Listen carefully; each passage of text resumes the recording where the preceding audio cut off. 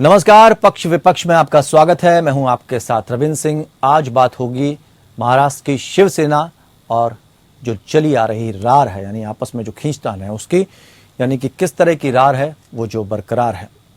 महाराष्ट्र की राजनीति में घमासान तेज होता जा रहा है। शिवसेना के कार्यकर्ताओं ने राज्य में कई जगह पार्टी प्रवक्ता संजय राउत की गिरफ्तारी के विरोध में प्रदर्शन और रैलियां निकाली।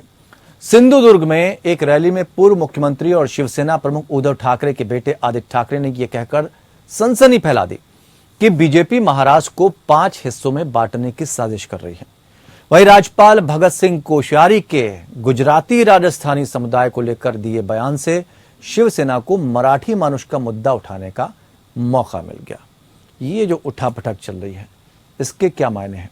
महाराष्ट्र में जो रार है शिवसेना की खींचतान की, पार्टी सिंबल की, शिवसेना के नाम की और बीजेपी और शिवसेना के बीच मचे घमासान की, निश्चित तौर पर बड़ी खबर।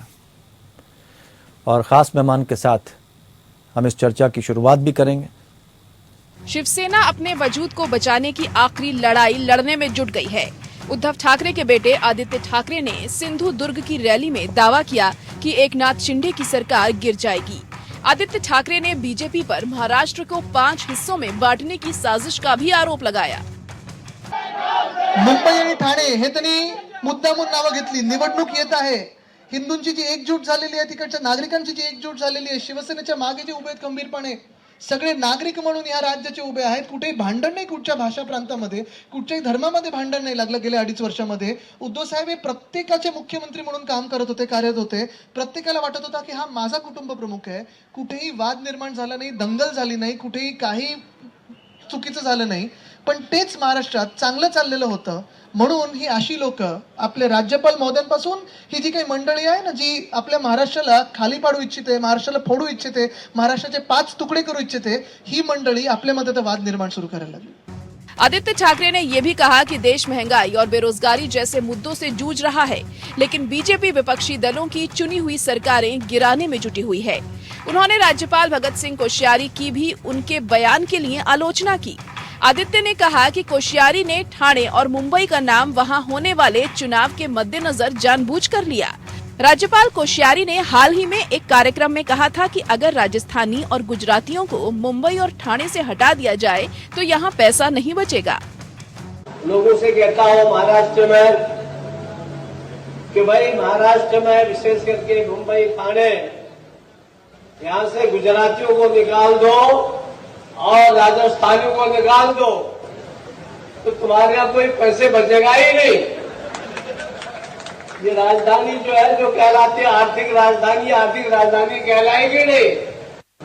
कभी कभी मैं यहाँ लोगों से कहता हूँ महाराष्ट्र में कि भाई महाराष्ट्र में विशेष करके मुंबई ठाणे यहाँ से गुजरातियों को निकाल दो और राजस्थानियों को निकाल दो। हालांकि बाद में राज्यपाल कोश्यारी ने अपने बयान पर माफी मांग ली थी, लेकिन इस बयान ने शिवसेना को मराठी मानुस का मुद्दा उठाने का मौका दे दिया है, क्योंकि महाराष्ट्र में सरकार गिराने की सियासत के पीछे एक बड़ी वजह बीएमसी का चुनाव भी है, क्योंकि बीएमसी का कुल बजट राज्य के बजट का करीब आधा है। इसीलिए शिवसेना के उद्धव ठाकरे गुट ने पूरे राज्य में बीजेपी और बागी एकनाथ शिंदे के खिलाफ माहौल बनाना शुरू कर दिया है। संजय राउत की गिरफ्तारी के विरोध में शिवसेना जगह जगह विरोध प्रदर्शन आयोजित कर रही है।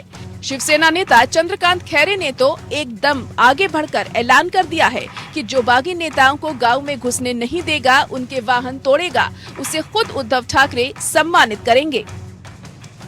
लेकिन असली दिक्कत महाराष्ट्र में सरकार के गठन को लेकर आ रही है। बताया जा रहा है कि बागियों और बीजेपी के बीच मंत्री पद के बराबर बंटवारे का फॉर्मूला बन गया है, लेकिन खतरा ये है कि मंत्री नहीं बनाए जाने वाले बागी सरकार के लिए मुसीबत खड़ी कर सकते हैं। दूसरी तरफ विधायकों की संख्या के अनुपात में मंत्री पद न मिलने पर बीजेपी में भी असंतोष बढ़ सकता है। ऐसे में शिंदे भी शिवसेना पर निर्णायक हमले की तैयारी में हैं। उन्होंने कहा है कि अगर उन्होंने मुंह खोल दिया तो भूचाल आ जाएगा। परंतु काही लोकांना ते रुचलं नाही, काही लोकांना पटलं नाही, कारण धर्मवीरांचा जे कार्य आहे हे आम्ही फक्त लोकांपर्यंत पोहोचवण्याचंच काम केलं, दुसरं काही केलं नाही। मी आज जाहीरपणे काही गोष्टी बोलणार नाही, परंतु योग्य वेळी जेव्हा बोलेन, किंबहुना आता ज्या मुलाखतींचा सपाटा सुरू आहे, ज्या दिवशी मी बोलेन, ज्या दिवशी माझी मुलाखत होईल, त्या दिवशी या राज्यात नाही देशामध्ये मोठा भूकंप झाल्याशिवाय राहणार नाही। शिंदे अपने गुट को ही शिवसेना का संसदीय दल का दर्जा दिलाने की तैयारी में हैं। वहीं चुनाव आयोग में भी शिवसेना का चुनाव चिन्ह तीर कमान पर कब्जे को लेकर कानूनी घमासान छिड़ चुका है। बीजेपी अध्यक्ष जेपी नड्डा ने भी ऐलानिया तौर पर कह दिया है कि देश में सिर्फ एक ही पार्टी बचेगी, बीजेपी और क्षेत्रीय पार्टियां खत्म हो जाएंगी। कार्यालय का उपयोग स्ट्रैटेजी बनाने के लिए करना चाहिए, तैयारी करने के लिए करना चाहिए। हम एक ऐसी पार्टी है जो आइडियोलॉजिकल बेस्ड है, वैचारिक पृष्ठभूमि पर हम खड़े हैं। मैं बार बार लोगों को बोलता हूं, देखो अगर ये विचार नहीं होता ना तो हम इतनी बड़ी लड़ाई नहीं लड़ सकते थे, और सब लोग मिट गए, समाप्त हो गए, और जो नहीं हुए वो हो जाएंगे। रहेगा तो फिर बीजेपी रहेगी। बहरहाल महाराष्ट्र की सियासत फिलहाल थमती नजर नहीं आ रही है, लेकिन इतना तय है कि बीजेपी के बड़बोले नेताओं के बयानों ने उद्धव ठाकरे को अपनी जमीन मजबूत करने का मौका दे दिया है। Bureau report, APN। पक्ष विपक्ष रार बरकरार, शिवसेना की लड़ाई दिलचस्प हो चुकी थी जब राजनीतिक चल रही थी, और अब जिस तरह की बयानबाजी शुरू हो गई, क्योंकि BMC चुनाव नजदीक है, ऐसे में क्षेत्रवाद का भी मुद्दा उठ रहा है। लेकिन जिस तरह का बयान राज्यपाल साहब ने दिया, उसके बाद जो यूटर्न लिया, इसके पीछे की मंशा क्या है? क्या इस तरह के बयान शिवसेना को मजबूत कर रहे हैं, या बीजेपी की पॉलिसी जो है राजनीति को लेकर, या किसी क्षेत्र को लेकर, या किसी राज्य को लेकर, वो अब स्पष्ट होने लगी है? चर्चा को हम आगे बढ़ाएंगे। दो खास मेहमान हमारे साथ जुड़े हुए हैं। शबनम पांडे, प्रवक्ता बीजेपी, अशोक कुमार कपिल, नेता शिवसेना। आप दोनों का बहुत बहुत स्वागत है। और अशोक कुमार जी, आपके पास आना चाहेंगे, समझना चाहेंगे, बहुत बड़ी बात कही है एकनाथ शिंदे ने कि मुंह खोला तो भूचाल आ जाएगा। ऐसा क्या राज है जो संकट में डाल सकता है आप लोगों को? कुछ भी कोई मुंह खोले या कुछ भी कोई भूचाल आने वाला नहीं है। और आपने देखा कि जिस तरह विरोधी पार्टियां, ये विरोधी लोग जो महाराष्ट्र के अंदर एक गंदी सियासी राजनीति कर रहे हैं, और उसके ऊपर भी एक राज्यपाल जिसकी एक बहुत महिमा, एक मान सम्मान होता था किसी राज्यपाल का, पूरे हर पार्टी को देखता था वो भी एक ऐसा बयान दे रहे हैं जिसके ऊपर उन्होंने कल माफी भी मांगी है। एक महाराष्ट्र एक वैसी पूरे वर्ल्ड के अंदर वैसी बहुत मजबूत स्टेट रहा है शुरू से, उसमें सभी का सहयोग रहा है। और इस तरह की बयानबाजी करके, और हमारे जिस ठाकरे जी ने बोला है कि तोड़ने की राजनीति कर रहे हैं, पूरे देश में जो तोड़ने की राजनीति हो रही है, हर स्टेट के अंदर भी शुरुआत हो चुकी है। देश कहाँ जा रहा है, महंगाई को छोड़ के और दूसरे मुद्दे छोड़ के देश कहाँ जा रहा है, इस पे बहुत चिंता। लेकिन अशोक कुमार जी, सबने की तोड़ने की राजनीति, ये तो गठजोड़ है, तोड़मोड़ है, कहीं ना कहीं ये तो राजनीति में चलता ही है, उसमें कुछ नया तो नहीं है। ऐसी राजनीति 70 साल में जो किसी ने देखी नहीं होगी, क्योंकि झूठ बोल के जो राजनीति लालच देके 15 लाख का लालच देके जिन्होंने सत्ता हथियाई है, ठीक है जी, भोले भाले लोगों को 15 लालच देके सत्ता हथियाई है, और उस सत्ता का जिस तरह दुरुपयोग हो रहा है देश की जनता देख रही है। और महाराष्ट्र के अंदर पूरी जनता देख रही है। और महाराष्ट्र की जनता, आपने देखा होगा जिस तरह हमारे आदित्य ठाकरे के रैली के अंदर जो सैलाब आया था, और जो वहाँ कमेंट्स किए थे, मीडिया ने भी वहाँ हर तरह की मीडिया ने जाके जो, तो लगता नहीं दबंगई जो थी शिवसेना की वो अब खत्म हो रही है, जो एक दबदबा था वो खत्म हो रहा है। और जिस तरह से यूपी बिहार के लोगों को मुद्दा बनाया जाता था राजनीति में, जैसे ही चुनाव आते थे उनकी मार पिटाई शुरू कर दी जाती थी, उनको भगाने की बात कही जाती थी, वो सब भी देखा होगा ना जनता ने। सर मैं बताऊं, दबंगी जो है, हमारी दबंगी जो शिवसेना की रही है, वो देश के खिलाफ जो चलते थे, हम देश के विरोधियों को मुंह तोड़ जवाब देते नहीं। तो ये कौन सी एक राजधानी थी जब चुनाव की बात आती थी अशोक जी? जब चुनाव की बात आती थी तो मारा पीटी शुरू हो जाती थी उत्तर भारतीयों की जब बात आती थी। ऐसा उत्तर भारत के लिए हमारे शिवसेना ने कभी कोई विरोध नहीं किया। ये दूसरा कोई जो है, या कोई महाराष्ट्र निर्मनाथ सेना है, ठीक है जी, जो राज ठाकरे सभी जानते हैं, वो उनका नाम भी राज ठाकरे आता है। उन्होंने कोई एक आधा इंस्टीट्यूट ऐसे कर दिया होगा तो पूरी मीडिया एक ही सीन दिखाते थे, बाकी जो कुछ चीज दिखाया नहीं।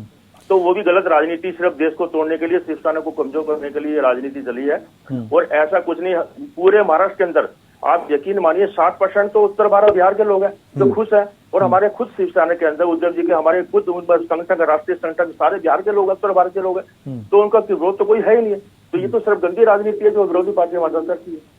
नहीं, लेकिन आप लोगों को एक खबर नहीं हो पाई, आपके अपने लोग जो बेहद खास थे, जिनको खुद उद्धव ठाकरे आगे सर पर उठाए घूमते थे, प्रशंसा में नाम लेते थे, सीएम पद का उनका नाम आगे कर दिया, वो छोड़ के क्या गए? उसके बाद विधायक, सांसद और तमाम लोग आपके साथ चले गए।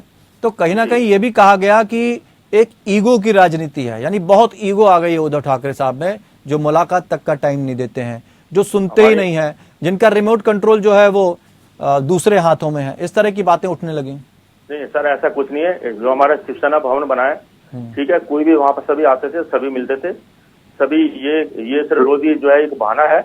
उद्धव जी हमारे आपने देखा है इतना अच्छा नहीं कर रहा है। दूसरे विरोधी जो कांग्रेस पार्टी है जिनके साथ ही हमने सरकार चलाई है, उन्होंने देखा है कि इतने अच्छे स्वभाव के और शांत स्वभाव के किसी को कोई भी आके उनसे मिल सकता था।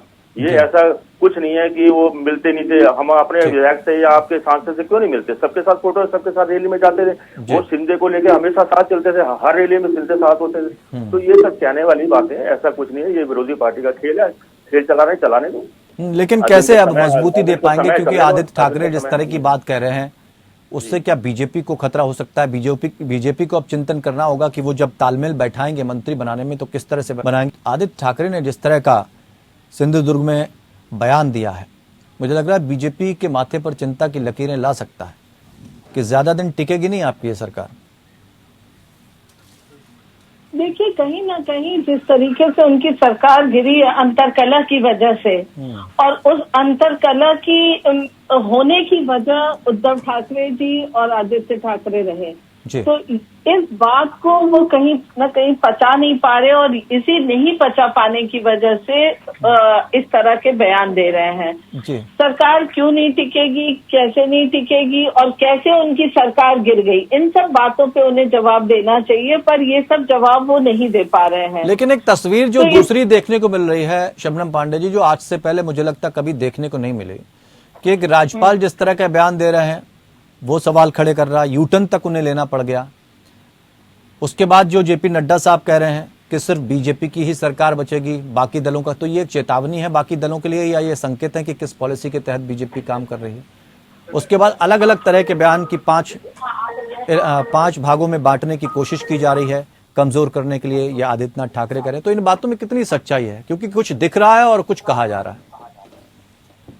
देखिए, राज्यपाल जी ने क्यों दिया जवाब, किस लिए दिया, ये बात तो उनसे ही पूछा जा सकता है, क्योंकि इस पर हमारी पार्टी का कोई भी अपना कोई स्टैंड पार्टी ने कहा है कि नहीं, उनका इससे कोई भी मतलब नहीं है, तो उस पर मैं कोई टिप्पणी नहीं कर सकती। लेकिन कितने भागों में बांटा जाएगा महाराष्ट्र को, इस तरह की बातें तो मायावती जी भी कहती थी और मुलायम सिंह भी, कि उत्तर प्रदेश को 4 भागों में बांटा जाएगा, ऐसे बांटा जाएगा। आदित्य ठाकरे जी भी मुझे लगता है कहीं ना कहीं इसी को कॉपी कर रहे हैं, और वो क्योंकि अब सत्ता से चले गए हैं तो लाइमलाइट में रहने के लिए किसी न किसी तरह बयानों को तोड़ मरोड़ कर या अपनी बातों को जैसे तैसे वो रख रहे हैं। मुझे लगता है इन बातों में कोई तथ्य नहीं है। अगर इस तरह की बातें होगी तो वो सबके सामने रखी जाएगी, लेकिन ऐसी कोई भी बात नहीं है कि महाराष्ट्र को बांटा जा रहा है। और मुझे लगता है ये सारी खिज इसीलिए है क्योंकि कहीं ना कहीं उनकी अपनी गलती से उनकी सरकार जा रही है। बिल्कुल, ये भी कहा गया है जो सरकार चल रही है वो लीगल सरकार नहीं है। इस पर क्या कहेंगे? सुप्रीम कोर्ट तक बातें गई हैं, और जिस तरीके से सुप्रीम कोर्ट तक बात गई है, सुप्रीम कोर्ट ने अभी उसके लिए 11 अगस्त का मुझे लगता है टाइम दिया है, सुनवाई होगी। इलेक्शन कमीशन तक बात गई है, वहां भी उन्होंने सुनवाई की बात कही है। तो आप किसी भी सरकार को इलीगल तब तक नहीं कह सकते जब तक सुप्रीम कोर्ट उस पर मोहर ना लगाए। और जो सरकार चल रही है लीगल चल रही है, जो ओथ लिया गया सामने लिया गया, तो इस तरीके से कोई भी बातें वो करते हैं तो वो निराधार होता है, क्योंकि लोकतंत्र में अगर सरकार चल रही है और सुप्रीम कोर्ट में उनकी बातें रखी जानी है तो आप इलीगल उसको कैसे कह सकते हैं? लेकिन इस तरह के जो बयान जो धीरे धीरे नड्डा साहब कह रहे हैं, फिर फडणवीस जी कह रहे हैं, तो इस तरह के बयानों को क्या हम ये मान के चलें कि अब चूंकि बीएमसी के चुनाव नजदीक आते जा रहे हैं इसलिए थोड़ी बहुत राजनीति अब शुरू हो जानी चाहिए?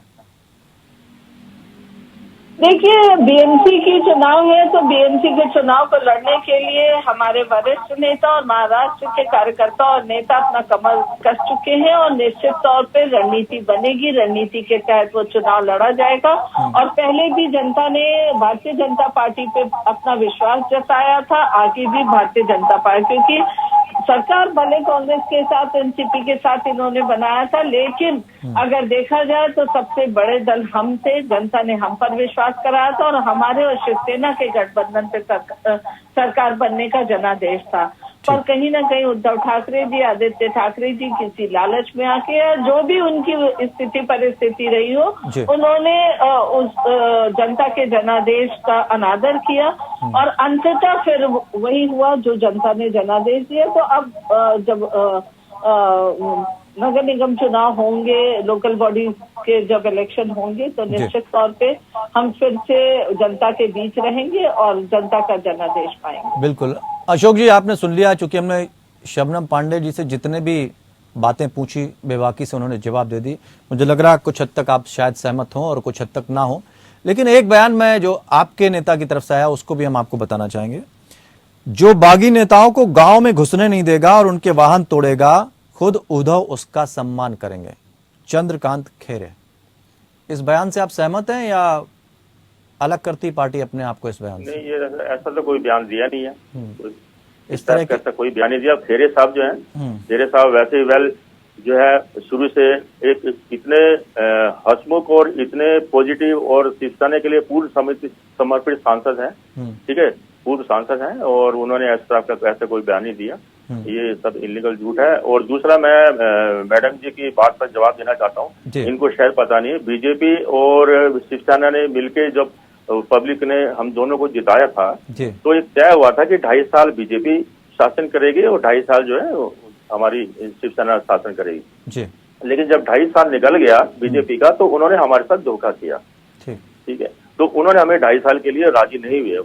फंड भी चाहते थे कि वो पूरे 5 साल बने, और उन्होंने बहुत गंदी राजनीति खेली है, वो पूरा महाराष्ट्र की जनता देख रही है। लेकिन उस दौर में तो ये कहा गया था कि ऐसी कोई बात ही नहीं हुई। तो इनको जी, और अभी जो है बाकी सरकार बनाने वाली, आपने देखा होगा कि अभी तो बीजेपी के जो खुदांतर विरोध होना शुरू हुआ है, सब मंत्री पद मांग रहे हैं, ठीक है जी। और क्या कहते हैं, अभी जो एक विरोधी का जो नेता शिंदे जो है, उनके भी सारे सांसद मंत्री मांग रहे हैं। अभी देखना कुछ दिन बाद सरकार गिर जाएगी, फिर हम आपको डिबेट में बताएंगे।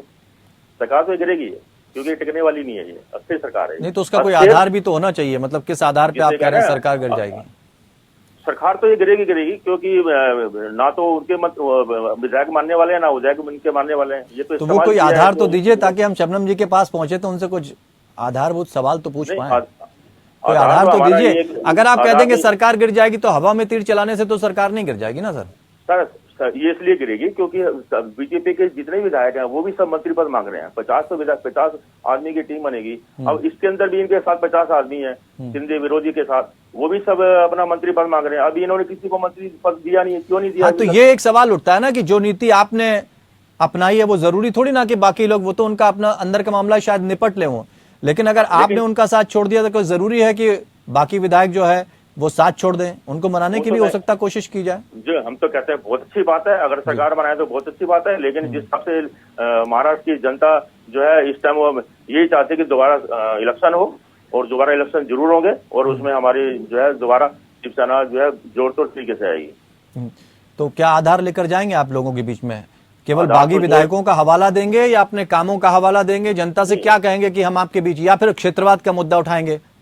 सर बागी विधायकों का तो जनता अपने आप जवाब देगी, क्योंकि उनको कहीं से टिकट मिलने वाली नहीं है। हाँ। और ना उनको कोई जनता चुनी, वो सिर्फ सवाल ये है ना कि जब आप जनता के बीच में जाएंगे तो क्या लेकर जाएंगे? आप ये कहेंगे कि साहब हमारे साथ धोखा हो गया इसलिए आप हमें वोट दीजिए, या आप ये कहेंगे कि नहीं हम क्षेत्रवाद है, इतने भागों में बांटा जा रहा है, हमारी ताकत को कम किया जा रहा है? किस आधार पर वोट मांगेंगे?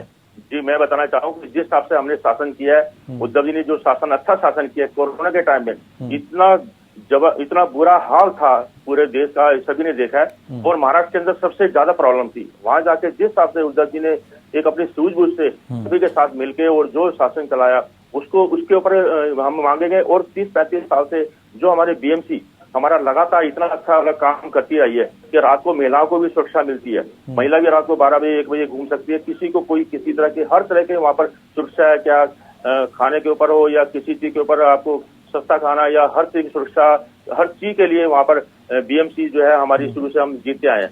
हाँ, लेकिन आपके विधायक जैसे ही बागी हो गए, वहां चले गए, तो आपने शहरों के नाम बदलने शुरू कर दिए। उनसे कोई फर्क नहीं पड़ेगा, उनसे कोई फर्क नहीं पड़ेगा। अभी शबनम जी कुछ कहना चाहते हैं? जी शबनम जी पूछना चाहते हैं कुछ आपसे? देखिए, सबसे पहले तो अशोक जी ने कहा कि नहीं, ये बयान जो आपने बयान बताया, बोले हमारे नेता ने नहीं कहा, वो बड़े ही सीजन नेता है। लेकिन जिस तरीके से इनके प्रवक्ता जो रहे रावत जी बयान दे रहे थे शिंदे गुट के लिए, और इसकी भर्त्सना पूरी मीडिया ने की, तमाम जनता ने की कि वो लाश के रूप में आएंगे। मैं बयान भूल रही हूँ, पर कुछ ऑपोजिट गुट को, शिंदे गुट को, उन्होंने लाशों के तौर पे महाराष्ट्र में आने की बात कही थी। तो बयान में तो जिस तरीके की बयान निचले स्तर की दी गई उद्धव ठाकरे गुट से, उसकी भर्त्सना हर कोई कर रहा है। यहाँ तक कि सुप्रीम कोर्ट ने भी जब सुनवाई की थी तो उस बयान को चर्चा में लाया था। दूसरी बात ये कहते हैं हम आज महिला और सारे लोग सुरक्षित हैं महाराष्ट्र में, तो उस सरकार में कैसे कोई महिला या आम जनता सुरक्षित हो सकता है जिस सरकार की पुलिस 100 करोड़ उगाही करने में लगाई जाती है? तो ये प्रश्न चिन्ह उसी वक्त से जनता के मन में था। अब ये कहते हैं उद्धव ठाकरे जी बहुत अच्छा काम कर रहे थे, लेकिन साफ तौर पे शिंदे गुट ने बताया और तमाम ऐसे उदाहरण मिले इनके सत्ता के समय में। यहाँ थोड़ा सा आपको रोकना चाहेंगे और ये बताना चाहेंगे कि टॉप 5 सीएम में जब नाम आया था उद्धव ठाकरे का आया था। नहीं, लेकिन जरा ये बता दीजिए कि कितने बीजेपी शासित जो सीएम थे उनका नाम आया, टॉप 10 में उनका नाम शामिल था। ये भी मैं बताना चाहती हूँ कि जब वो सत्ता में नहीं थे तो वो जो वादे करते थे, जिस समुदाय को लेकर बाला साहब ठाकरे चलते थे और जिस तरीके की वो परिकल्पना करते थे, तो उद्धव ठाकरे जी सत्ता में आने के ठीक वो पलट काम करना शुरू किया। ये जवाब ले लेते हैं, वक्त कम है। अशोक जी क्या जवाब देना चाहेंगे? शबनम जी टाइम कम है, शबनम जी पता नहीं चलता, लेकिन जब सरकार में बैठे, क्योंकि देर से जुड़ी इसलिए, हाँ थोड़ा पहले जुड़ गए होते हम लोग तो शायद और अच्छा रहता। पलट का काम नहीं किया जी। जब देश की सत्ता हमारे पास आई, हमने सभी को साथ लेके चले हैं। हिंदुत्व का हमारा मुद्दा है, वो हमारा मुद्दा हमेशा रहेगा। हिंदुत्व की अगर पूरे देश के अंदर पहले तो आपको यही सबसे बड़ी चुनौती कि आप कैसे अपनी पार्टी को बचाएंगे, उसका आपका चुनाव चिन्ह कैसे बचाएंगे, ये सारी चीजें सवालों के घेरे में है सर। अभी आपको बहुत चुनौती है आपके सामने और राजनीति का एक ऐसा रूप यहाँ देखने को मिल रहा है, इससे पहले इस तरह की राजनीति कभी नहीं देखी है कि तू डाल तुम्हें पात चल रहा है। और यहाँ पर सत्ता कैसे बचाई जाएगी ये भी है। अब तो पार्टी बचाने को लेकर अब सवाल खड़े हुए। जी समय इतना ही था, माफी चाहेंगे, हम फिर जुड़ेंगे तो आपसे हम फिर आगे चर्चा रखेंगे। बहुत बहुत शुक्रिया आप दोनों खास मेहमानों का हमारे साथ जुड़ने के लिए। लेकिन रार बरकरार है, क्वेश्चन मार्क भी लगा हुआ है कि शिवसेना किसकी, और दूसरी तरफ जिस तरह की बयानबाजी आ रही है वो तुक्का है, मुंह से स्लिप ऑफ टंग है, या फिर वो एक पॉलिसी के तहत सारा काम हो रहा है। जनता की नजर इस पर भी बनी है, लेकिन चुनाव आएगा तो जिसके सर पर जीत का सेहरा होगा वही सिकंदर होगा, यानी जो जीतेगा वो सिकंदर। फिलहाल इतना ही, फिर जुड़ेंगे खास मुद्दे के साथ, तब तक के लिए नमस्कार।